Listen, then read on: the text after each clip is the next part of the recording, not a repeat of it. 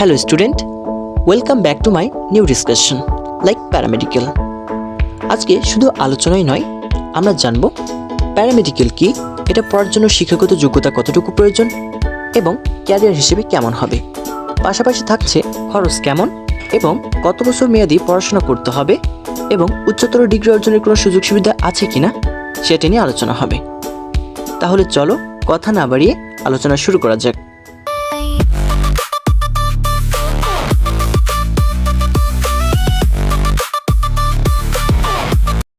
আমি জানি বন্ধুরা তোমরা চ্যানেলে নতুন, তাই চ্যানেলটি সাবস্ক্রাইব করে তোমরাও স্টুডেন্ট লাইফের সদস্য হয়ে যাও। প্যারামেডিক্যাল কি সেটা জানতে হলে আমাদের আগে বুঝতে হবে প্যারামেডিক্যালের ক্যাটাগরি সম্পর্কে। প্যারামেডিক্যালে সর্বমোট দুইটা ক্যাটাগরি আছে, যেটাকে বলে ম্যাটস এবং আইএইচটি। ম্যাটস হলো মেডিকেল অ্যাসিস্ট্যান্ট ট্রেনিং স্কুল। কেউ যদি ম্যাটস পাশ করে বের হয় তাহলে তাদেরকে বলা হবে ডিএমএফ, যার full meaning diploma in medical facility. যারা ডিএমএফ পাশ করে বের হয় তারা মূলত প্রাথমিক চিকিৎসা প্রদান করে থাকে। অপরদিকে আইএইচটি হচ্ছে ইনস্টিটিউট অফ হেলথ টেকনোলজি। যারা আইএইচটি পাশ করে বের হয় তাদেরকে বলা হয় হেলথ টেকনোলজিস্ট। অপরদিকে ম্যাথসের কোনো ভাগ না থাকলেও আইএইচটির আবার অনেকগুলো ভাগ রয়েছে, যেখানে ফিজিওথেরাপিস্ট, ল্যাবরেটরিস্ট, ডেন্টাল এরকম আরও কিছু ক্যাটাগরি রয়েছে।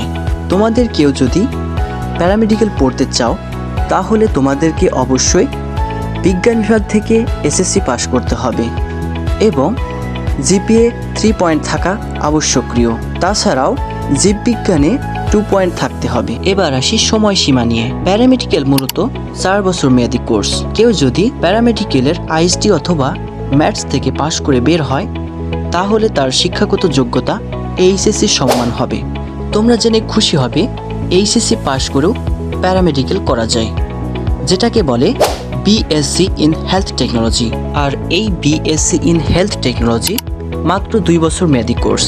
তাহলে এতক্ষণের আলোচনা থেকে আমরা বুঝতে পারি এসএসসি পাশ করার পর যদি কেউ প্যারামেডিক্যাল করে তাহলে সেটা ডিপ্লোমা প্যারামেডিক্যাল, এবং এইচএসসি পাশ করার পর যদি কেউ প্যারামেডিক্যাল করে তাহলে সেটা হবে বিএসসি প্যারামেডিক্যাল।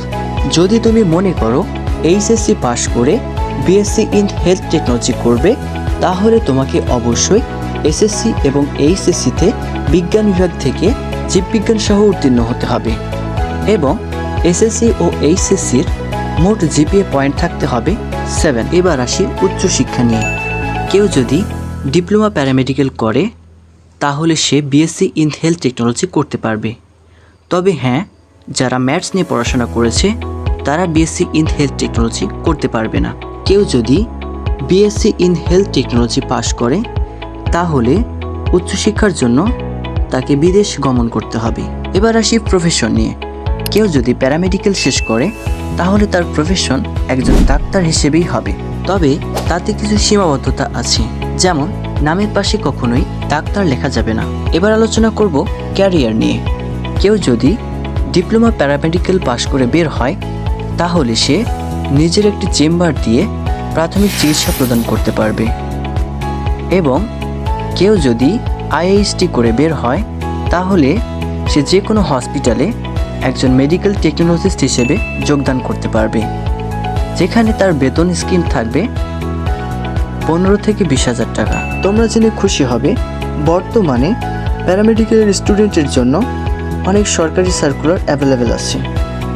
যেমন ধরো, বিভিন্ন বাহিনীতে মেডিকেল অ্যাসিস্ট্যান্ট হিসেবে অনেক সার্কুলার প্রকাশিত হয়, যেখানে মেডিকেল অ্যাসিস্ট্যান্টের জন্য বিশেষ সুযোগ সুবিধা বরাদ্দ থাকে। আরেকটি বিষয় না বললেই নয়, এখানে ভর্তি হতে হলে তোমাদেরকে অবশ্যই ভর্তি পরীক্ষায় অংশগ্রহণ করতে হবে, আর ভর্তি পরীক্ষার জন্য তোমাদেরকে আবেদন করতে হবে। আবেদন ফি হিসেবে 700 টাকা লাগবে, যেখানে আবেদন খরচ সহ 800 টাকা মতো খরচ হয়ে যাবে। অ্যাডমিশন টেস্টের জন্য থাকবে 100 মার্কের 100টি এমসিকিউ এবং এসএসসির মোট জিপিএর 5 এর গুণিতক অর্থাৎ 10 মার্ক, এবং পাস মার্ক হচ্ছে 40। বাংলাদেশে অনেকগুলো সরকারি এবং বেসরকারি আইএসটি ও ম্যাথস আছে, যেগুলোতে মেধাক্রম অনুযায়ী তোমাদেরকে সিলেক্ট করা হবে। মার্ক অনুযায়ী, মেধা তালিকা অনুযায়ী তোমরা সরকারি কিংবা বেসরকারিতে চান্স পেয়ে যাবে। আজকের আলোচনা এ পর্যন্তই।